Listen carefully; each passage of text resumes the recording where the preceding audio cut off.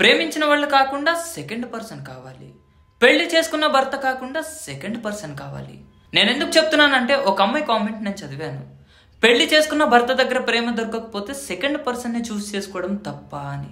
దానికి నేను చెప్పేది ఏంటో తెలుసా, అది తప్ప ఒప్ప అని చెప్పేంత పెద్దోడినైతే నేను కాదు. కాకపోతే అది చేసే వాళ్ళకి ఎప్పుడు తప్పు అనిపించదు. ఎప్పుడైతే మోసపోతారో సెకండ్ పర్సన్ దగ్గర అప్పుడు తప్పు అనిపిస్తుంది. చూడండి, ప్రేమించిన వాళ్ళని కాకుండా పెళ్లి చేసుకున్న భర్తని కాకుండా సెకండ్ పర్సన్ ని ఎప్పుడైతే చూస్ చేసుకున్నారో వాడు మిమ్మల్ని అన్ని విధాలా వాడుకొని, డబ్బులు తీసుకొని, మిమ్మల్ని మానసికంగా వాడుకొని రేపొద్దున మీతో మాట్లాడకుండా మిమ్మల్ని వదిలేసి వెళ్ళిపోతాడు. ఒకవేళ మీరు ఎందుకు వదిలేశారని అడిగితే అప్పుడు వాళ్ళే చెప్పే సమాధానాలు ఎలా ఉంటాయో తెలుసా, నిన్ను ప్రేమించిన వాడు ఉండగానే నాతో తిరిగావు, నిన్ను పెళ్లి చేసుకున్న భర్త ఉండగానే నువ్వు నాతో తిరిగావు, నీ భర్తనే మోసం చేసేదానివి, నీలాంటి దాంతో నేనెందుకుంటాను, నా అవసరం వరకు ఉండి నేను వెళ్ళిపోతాను అంతే, నన్ను ఎక్కువ హింసించకు, నాతో ఎక్కువ ఇబ్బంది పెట్టుకు అని చెప్పేసి వాడు వెళ్ళిపోతాడు.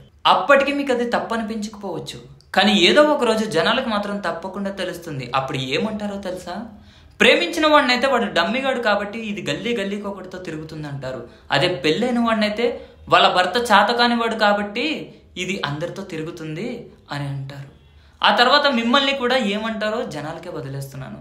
కాబట్టి ఇలాంటివి జరుగుతున్నాయి, తరచూ జరుగుతూనే ఉంటాయి. ఇలాంటివి తెలుసుకోవాలని నేను మీకు చెప్తున్నాను. జాగ్రత్తగా ఉండండి. ఒకవేళ ఏదైనా తప్పు చేస్తున్నారు అంటే అది తెలుసుకొని జాగ్రత్త పడండి. Thank you so much. Bye.